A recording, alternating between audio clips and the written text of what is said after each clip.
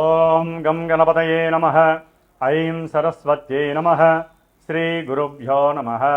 హరి ఓం.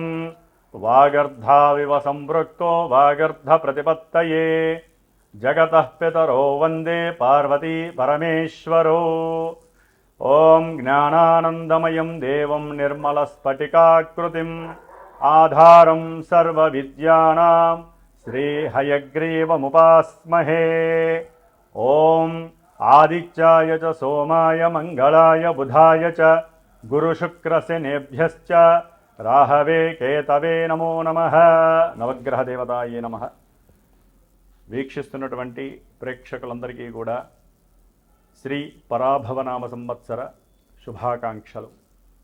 ఈ అంతరిక్ష జ్ఞానాన్ని ప్రసాదించినటువంటి మా యొక్క గురుదేవతలకి అట్లాగే పార్వతీ పరమేశ్వరులకి కూడా నవగ్రహాలకి నమస్కరిస్తూ, మరి ఈ పరాభవనామ సంవత్సరంలో మానవాళందరికీ కూడా, జీవరాశులందరికీ కూడా ప్రకృతి ద్వారా ఎన్నో విశేషమైనటువంటి శుభాలు జరగాలని, ఆయుర్వృద్ధి, ఆరోగ్యము, ఐశ్వర్యవృద్ధి జరగాలని, అనుకున్న ప్రతి కార్యక్రమం కూడా మానవాళికి శుభప్రదం కావాలని, అట్లాగే ఈ పరాభవనామ సంవత్సరంలో మరి నవనాయకుల్లో చూసినట్లయితే మనకి రాజుగారిగా గురుడు ఉండటం, ఆ గురుడికి రాజు పదవి లభించటం, అట్లాగే కుజుడికి మంత్రి పదవి, సేనాధిపతిగా చంద్రుడికి, అట్లాగే మేఘాధిపతి అర్ఘాధిపతిగా కూడా చంద్రుడికి 3 పోర్ట్ఫోలియోస్, అట్లాగే శుక్రుడికి 1 పోర్ట్ఫోలియో, బుధుడికి 1 పోర్ట్ఫోలియో లభించినాయి. శని భగవానుడికి మాత్రము ఎటువంటి అధికారము లభించలేదు. ఏది చూసినా కూడా నవనాయకుల్లో విశేషముగా ఎక్కువ మందికి శుభగ్రహాలకి ఆధిపత్యం లభించడం వలన శుభాలే కలగడానికి అవకాశం ఉంది. అట్లాగే వర్షలగ్న కుండలి ప్రకారము మీనలగ్నమైంది, జగర్లగ్న కుండలి ప్రకారము మిథున లగ్నమైంది. కాబట్టి ఈ అధిపతులు పరంగా చూస్తే కనుక బుధగురుడు కాబట్టి ఎవరైనా సరే మన యొక్క ప్రపంచంలో మన దేశాలని, రాష్ట్రాలని పరిపాలించేటటువంటి నాయకులందరూ కూడా అఖండమైనటువంటి జ్ఞానశక్తిని పెంచుకొని, బుద్ధిని, వాక్కుని జాగ్రత్తగా సంభాషణ చాతుర్యంతో మాట్లాడుకొని, ఎటువంటి యుద్ధాలు, భయాలు కూడా దేశంలో ఉన్నటువంటి, ప్రపంచంలో ఉన్నటువంటి జీవరాశులకి కానీ మానవాళికి కానీ ఎటువంటి అవరోధాలు, ఆటంకాలు కలగకూడదని మనందరం కూడా ఆ సుబ్రహ్మణ్యేశ్వరుణ్ణి ప్రార్థించిస్తూ, ఈ ఉగాది పర్యంతము కూడా దాదాపుగా జూలై ఎండింగ్ వరకు కూడా కాలమాన చక్రంలో సింహరాశిలో ఉన్నటువంటి కేతువు, కుంభరాశిలో ఉన్నటువంటి మరి రాహుగ్రహాల మధ్య గ్రహాలన్నీ కూడా కాలసర్పయోగ దోషాన్ని విలోమ పరంగా అనుభవిస్తున్నాయి. కాబట్టి ఈ మధ్యలో ఎన్నో రకాలైనటువంటి ఇబ్బందులు, ముఖ్యంగా ఉగాది తర్వాత మరి ఏప్రిల్ నెల మొత్తము కూడా మే 10వ తేదీ వరకు మరి రాశిచక్రంలో మీనరాశిలో కుజశనులు కలిసి ఉండటము అనేక రకాలైనటువంటి భయాందోళనలు, ప్రమాదాలు, అట్లాగే జల సునామీలు, యుద్ధ భయాలు కూడా ఆవరించి ఉంటాయి. కాబట్టి హనుమంతుల వారి యొక్క అనుగ్రహము మనందరికీ కలగాలని అందరూ కూడా ఆ 45 రోజులు కూడా ఎట్టి పరిస్థితుల్లో శ్రీరామ రక్షా స్తోత్రాన్ని, శ్రీరామ మంత్ర జపాన్ని, అలాగే హనుమాన్ చాలీసా పారాయణ ఎంతవరకు ఎక్కువగా అవకాశం తీసుకుంటే రోజు మొత్తంలో 5 సార్లు, 11 సార్లు, ఒక్కసారైనా సరే అందరూ కూడా మన యొక్క సనాతన ధర్మాన్ని ఆచరించే హిందుత్వం ఉన్నటువంటి వారందరూ కూడా తప్పకుండా జపించండి. సమస్త మానవాళికి, జీవరాశులకి, ప్రకృతికి ఎటువంటి విరోధాలు కలగకుండా రాజులందరూ కూడా సుభిక్షంగా ఆలోచిస్తూ మనందరినీ కూడా కాపాడే శక్తిని హనుమంతుల వారు ప్రసాదిస్తారు. ముఖ్యంగా మనకి ఈ యొక్క యుగాది పరాభవనామ సంవత్సరం నుంచి కూడా వచ్చే సంవత్సరం వరకు ఎటువంటి గ్రహణాలు లేవు. కాబట్టి ముఖ్యంగా అధిక జ్యేష్ఠమాసము జూన్ 1వ తేదీ నుండి కూడా జూలై వరకు ఉంటుంది. జూన్ 1వ తేదీన 2వ తేదీన మనకి యమునా నది పుష్కరాలు ప్రారంభమవుతున్నాయి అధిక జ్యేష్ఠమాసంలోనే. అట్లాగే జూలై మాసంలో కూడా మనకి 15వ తేదీ వరకు కూడా నిజ జ్యేష్ఠ మాసంలో విశేషమైనటువంటి వివాహ శుభముహూర్తాలు, గృహప్రవేశాలు ఉంటాయి. జూలై 15 నుంచి కూడా మరి గురుమూఢమి, అలాగే అక్టోబర్ 19 నుంచి కూడా 1 నెల మాసము శుక్రమూఢమి కూడా కలుగుతున్నాయి యుగాది సంవత్సరంలో. కాబట్టి ఏదైనా సరే శుభకార్యాలు చక్కగా ఈ గురుమూఢమి, శుక్రమూఢమి లేకుండా మంచి సమయాల్లో అనుభవిస్తే చాలా మంచిది. ముఖ్యంగా ఈ యుగాది నామ సంవత్సరంలో మేషాదిగా మీనరాశి పర్యంతం వారికి, అశ్విన్యాది రేవతీ నక్షత్రం వారికి కూడా రాశుల ప్రకారం ఎవరి రాశి ప్రకారము ఏ గ్రహాలు, ముఖ్యంగా మేషరాశి నుంచి మిథున రాశిలో ఉన్నటువంటి గురువు జూన్ 1వ తేదీ వరకు ఆయన అక్కడే సంచరిస్తూ, జూన్ 2వ తేదీ నుండి కూడా అక్టోబర్ 31వ తేదీ వరకు కూడా ఉచ్చస్థిత రాశి అయినటువంటి కర్కాటక రాశి మిత్ర రాశిలోనూ ఉంటూ, అట్లాగే ఆయన 5వ రాశి అయినటువంటి సింహరాశిలో నవంబర్ 1వ తేదీ నుండి జనవరి 25 వరకు కూడా రుజుమార్గంలో ఉండి, జనవరి 25 నుంచి జూన్ 15, 16 వరకు కూడా మరి మళ్ళీ వక్రించి కర్కాటక రాశిలో సంచారం చేస్తూ ఉంటారు. కాబట్టి గురువు యొక్క అతిచార సంచార ప్రభావం వలన ఎన్నో రాశుల వారికి 3 విధాలైనటువంటి ప్రభావాలు, మంచి చెడులు జరగడానికి అవకాశం ఉంటుంది.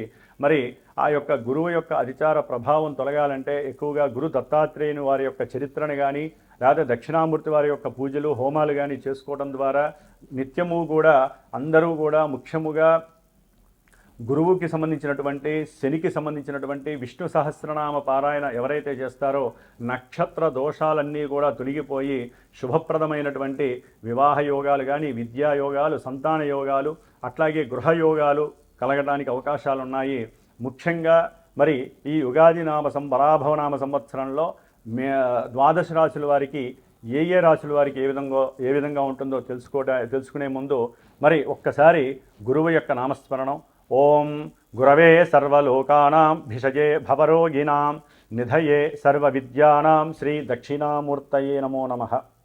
కుంభరాశి శ్రీ పరాభవనామ సంవత్సరంలో కుంభరాశి వారికి గ్రహ గోచార రీత్యా గ్రహాలు ఈ సంవత్సరం అంతా ఏ రాశుల్లో సంచరిస్తాయి, ఏ శుభాలని ప్రసాదిస్తున్నాయి, అసలు కుంభరాశి వారికి ఈ సంవత్సరంలో ఆదాయం ఎంత, వ్యయం ఎంత, రాజపూజ్యం ఎంత, అవమానం ఎలా జరుగుతోంది, అట్లాగే ఈ యొక్క కుంభరాశిలో ఉన్నటువంటి నక్షత్రాలు మనం కనుక గమనించినట్లయితే ధనిష్ట నక్షత్రము 3వ పాదం 4వ పాదం, శతభిష నక్షత్రం 1, 2, 3, 4 పాదాలు, పూర్వభద్ర నక్షత్రం 1, 2, 3 పాదాల వారు.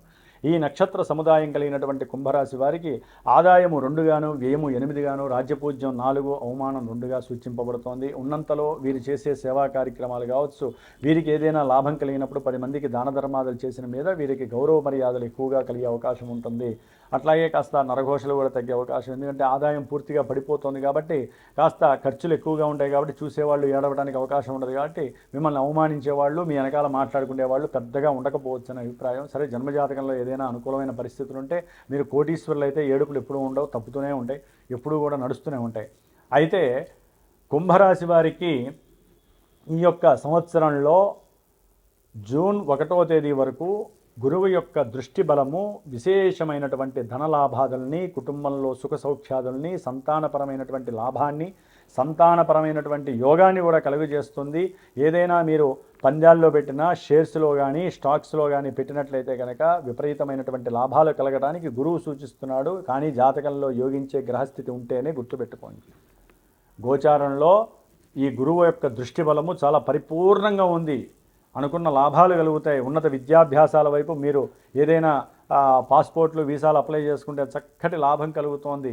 అట్లాగే ఎక్కడైనా దూరాభారాల్లో సంతానం ఉన్నట్లయితే వారి ద్వారా ధనలాభం కలిగే అవకాశం ఉంటుంది. వ్యాపారంలో పెట్టుబడులు లాభిస్తాయి. కుటుంబంలో మీకంటూ గౌరవ మర్యాదలు పెరుగుతాయి. మీరు పడే కష్టానికి, మీరు తీసుకునే నిర్ణయాలకి అవతల వాళ్ళు దాసోహయ్యే అవకాశాలు ఉంటాయి. మీ యొక్క తెలివితేటలతో కూడినటువంటి ఆలోచనలు, అట్లాగే కొన్ని నిర్ణయాలు అవతల వాళ్ళు అగ్రీ చేసి వాళ్ళకు కూడా లాభం కలుగుతున్న ఆలోచించి మీతో టైఅప్ అయ్యే అవకాశాలు వ్యాపారంలో చాలామందికి ఉంటాయి. భాగ్యం మిమ్మల్ని భరిస్తోంది. భార్యాభర్తల మధ్య ఏదైనా సమస్య దోషాలున్నా, కోర్టు సమస్యలున్నా తొలగిపోయే అవకాశం జూన్ లోపల ఉంది. దీర్ఘకాలిక అనారోగ్య సమస్యలు ఉంటాయి, అవి కూడా పూర్తిగా తొలగిపోయే అవకాశాలు ఉన్నాయి. కాబట్టి కొంచెం డబ్బు ఖర్చు అయ్యే అవకాశం ఉంటుంది శని వలన. ఎందుకంటే కుంభరాశి వారికి ఈ సంవత్సరం అంతా ద్వితీయ స్థానంలో కుటుంబ ధనస్థానంలో ఉన్నటువంటి ఈ యొక్క శని భగవానుడు విపరీతమైనటువంటి ధన నష్టాన్ని, పెట్టుబడుల ద్వారా మీరు పెట్టే ప్రతి రూపాయికి కూడా నష్టాన్ని కలుగజేస్తూ ఏలినాడి శనిగా వ్యవహరిస్తున్నాడు. కుటుంబంలో వృద్ధి గురువు ద్వారా ఉంటే కనుక కుటుంబంలో కొంత నష్టాలని, మాట యొక్క నేర్పు లేక గబాలన మాట మాట్లాడినా, అవతల వ్యక్తులతో ఏదైనా సంభాషించినా అది చెడుగా వక్రించని మీకు ఆకస్మికంగా ఉద్యోగంలో కావచ్చు, మీరు చేసే సేవకా వృత్తిలో కావచ్చు, వ్యాపారంలో ఏదైనా ఎవరికైనా అమ్మేటప్పుడు మీరు మాట్లాడే ధోరణి ఒకసారి 10 రూపాయలు అంటారు, ఒకసారి 8 రూపాయలు అంటారు.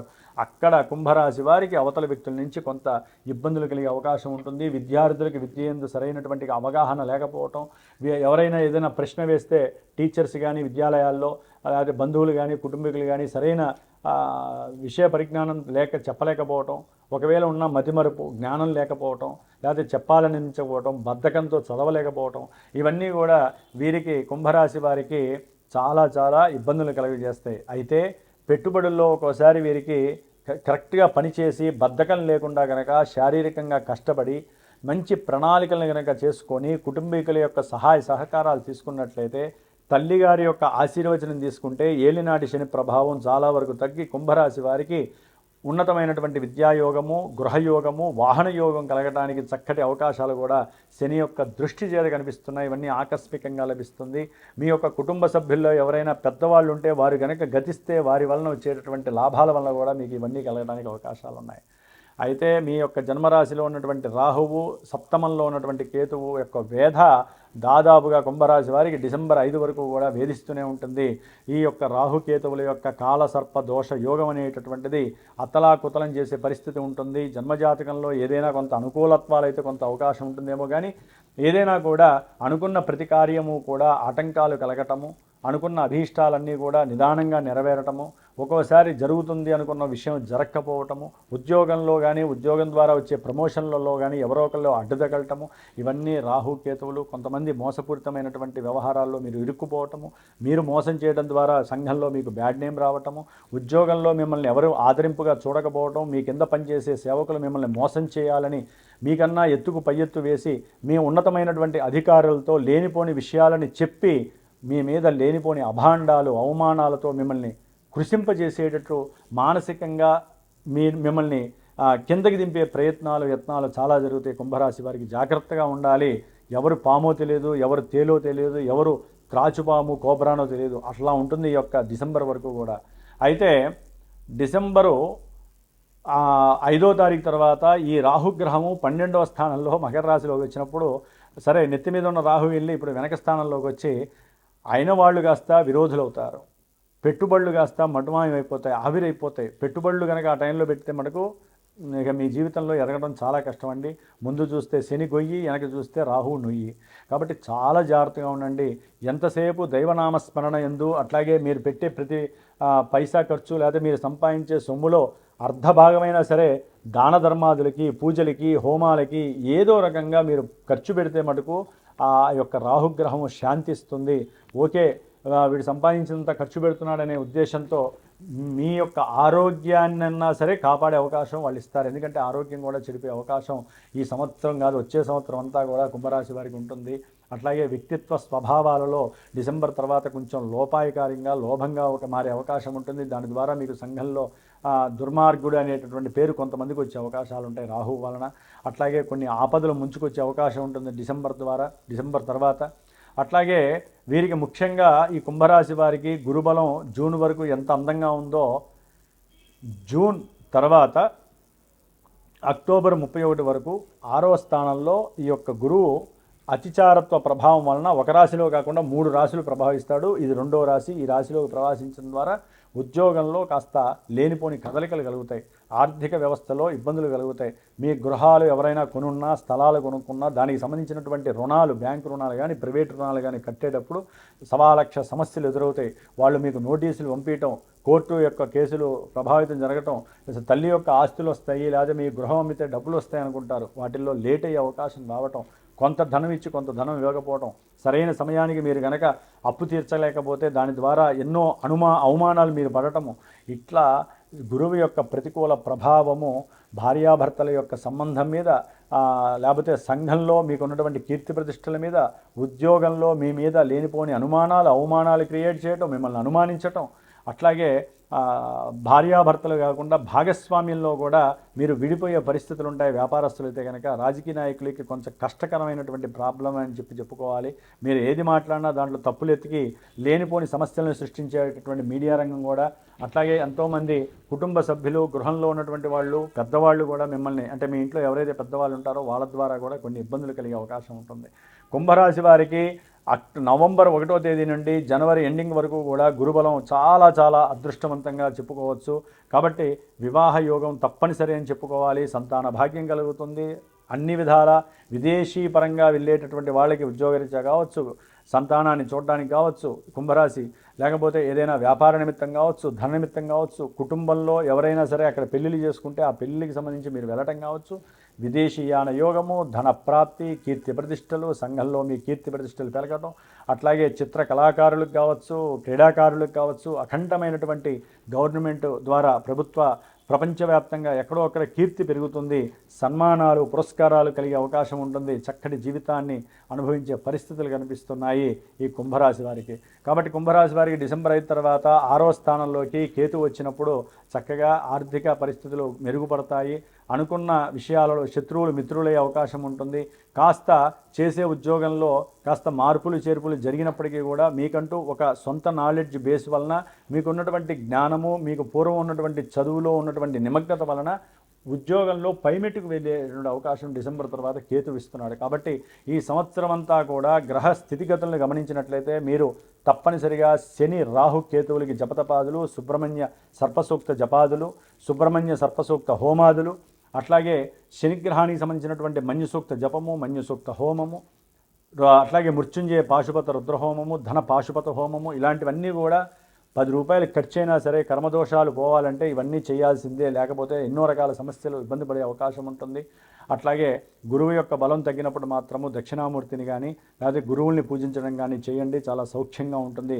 ముఖ్యంగా కుంభరాశి వారు ఈ రాశి ప్రభావం ఇంత ఘోరంగా ఉందని చెప్పి బాధపడాల్సిన అవసరం లేదండి. ఎందుకంటే ఇది మనసుకి సంబంధించిన కొన్ని సంకేతాలని మాత్రమే మనకి అద్దంలో చూపిస్తూ ఉంటుంది. అసలైనటువంటి సిచ్యువేషన్ అంతా కూడా మీరు ఏ సమయంలో పుట్టారో ఆ సమయంలో ఉన్న లగ్నము సూచిస్తుంది.